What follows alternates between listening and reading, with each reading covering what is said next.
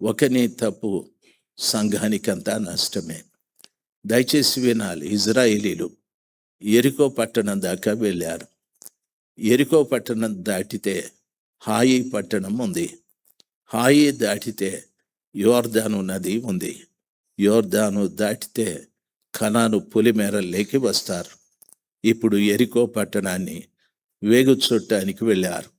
అది శాపగ్రస్తమైన పట్టణమని మోషేకి తెలుసు. ఇప్పుడు సైన్యంతో అంటున్నాడు, యెరికో పట్టణంలోకి యుద్ధానికి వెళ్ళండి. అక్కడ ఒక ఇంటికి ఎర్రటి దారం కట్టబడి ఉంటుంది. ఆ ఇంటి వారికి ఏ హాని చేయొద్దు. ఎందుకంటే వేగుల వారుగా పోయిన మన వాళ్లకు వాళ్ళు ఆశ్రయం ఇచ్చారు. యెరికో రాజు చేతిలో దొరకకుండా కాపాడారు. కాబట్టి ఆ ఇంటిని ఏమీ చేయొద్దండి. ఆ యెరికోలో ఉన్న అందరినీ చంపేయండి సార్. వృద్ధులు చంపేయండి, గర్భిణీలు చంపేయండి, పాలిచ్చే తల్లులు చంపేయండి, పాలు తాగే పిల్లలు చంపేయండి, మరి పశువులు అన్నింటినీ, ఆ ఊరిలో బ్రతుకుతున్న, ఆ పట్టణంలో బ్రతుకుతున్న ప్రతి ఒక్కటి శాపగ్రస్తమైంది. అందరూ వెళ్ళారు. అందులో ఆకాను కూడా మంచి సైనికుడే. యుద్ధానికి వెళ్ళి చంపుతూ వెళ్ళారు. ఆకానుకు ఒక స్థలంలో ఒక వస్త్రం కనిపించాది. అది షీనారు పై వస్త్రం. ఓ బంగారు కమ్మి కనిపించాది. తాను ఎప్పుడు అంత బంగారాన్ని చూడలేదు.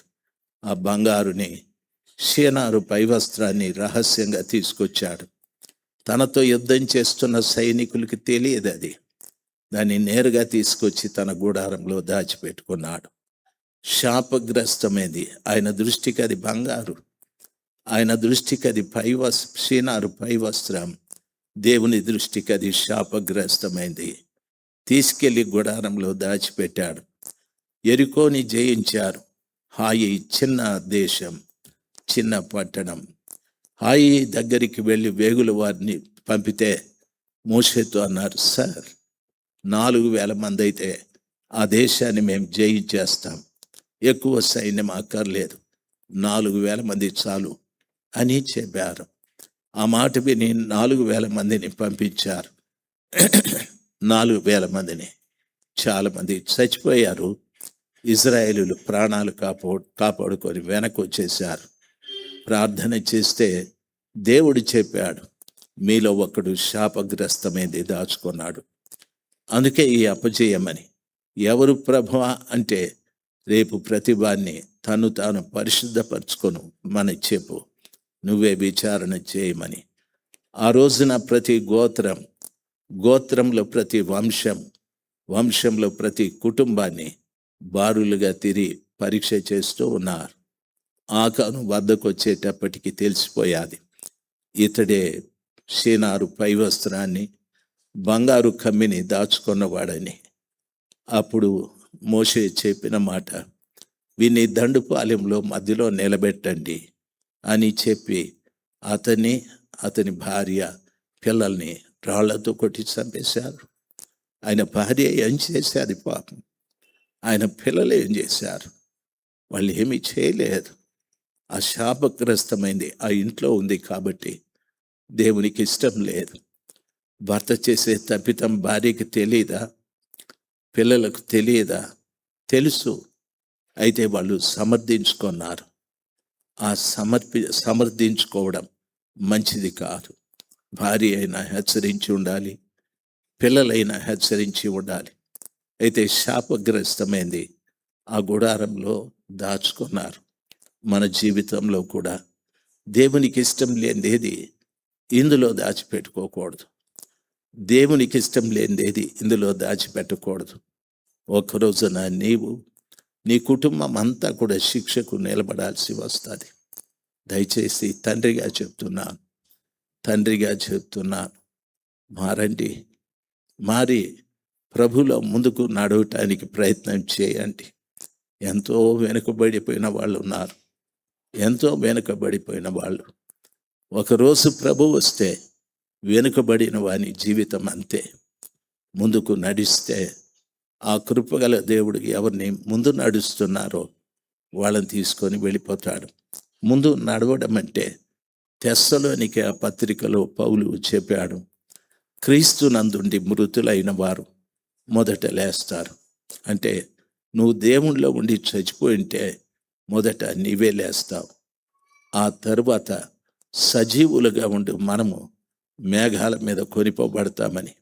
ముందు నడిచేవారు ఎవరంటే క్రీస్తులో ఉండి చనిపోయేవారు, క్రీస్తులో ఉండి బ్రతికిన వారు. మనం దేనిలో ఉన్నాం ఆలోచించండి. మన ఇంట్లో శాపము దాచిపెట్టుకున్నామా? మన జీవితాల్లో యేసయ్యని కలిగి ఉన్నామా?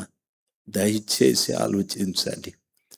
ఎప్పుడైనా మనం మాట్లాడేటప్పుడు వాక్యం ఎదుట నిలబడి వాక్యం ఏం చెప్తుంది, నేను ఎలాగ జీవిస్తున్నాను అనే పరీక్ష చాలా అవసరం.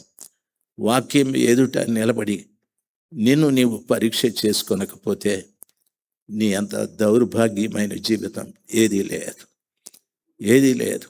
నీ అంత వెనకబడిన వ్యక్తి ఎవరూ లేరు. అది నేనైనా సరే, నీవైనా సరే. ప్రభు రాబోతూ ఉన్నాడు. ఆయన ఎవరు ముందుగా నిలబడతారో వారిని తీసుకెళ్తాడు, ఎవరు వెనుకబడతారో వారిని పట్టించుకోడు. వెనుకబడిన వారు చెప్పచ్చు, ప్రభువా ప్రభువా అని పిలవచ్చు. బైబిల్ చెప్తాది, ప్రభువా ప్రభువా అని పిలిచే ప్రతివాడు పరలోక రాజ్యంలో ప్రవేశించడు. ఆయన చిత్తమును జరిగించువాడే పరలోక రాజ్యంలో ప్రవేశిస్తాడని చెప్పాడు. నా మాటలు అర్థం చేసుకోండి. ఇది ఏదో ఒక ప్రసంగమని అనుకోకండి. దేవుడు ఈ ఉదయకాలమందు నాకు ఇచ్చిన హెచ్చరిక అని అర్థం చేసుకోండి. నాకు, నా కుటుంబానికి, నీకు, నీ కుటుంబానికి. నేను దేవుని పరిచర్య చేస్తే నేను, నా ఇంటి వారు దేవదూతలు ఏం కాదు. మేము ఇలాంటి మనుషులమే. కాకపోతే దేవుడు ఈ పని ఇచ్చాడు, దానిలో నేను నమ్మకం ఉండాలి. చాలామంది అనొచ్చు, ఈయన అట్లాంటోడు, ఆమె అట్లాంటిది, వాళ్ళ కొడుకు ఇట్లాంటోడని. మీరు ఎట్లాంటి వాళ్ళో చూడండి. వాళ్ళను గురించి మాట్లాడే నీవు ఎంత చెడ్డోడో ఆలోచన చేసుకోవాలి, ఎంత చెడ్డదో ఆలోచన చేసుకోవాలి. వాళ్ళ గురించి మాట్లాడి వాళ్ళలాగా నువ్వు తయారైపోతావు. వాళ్ళు విడుదల పొందుతారు.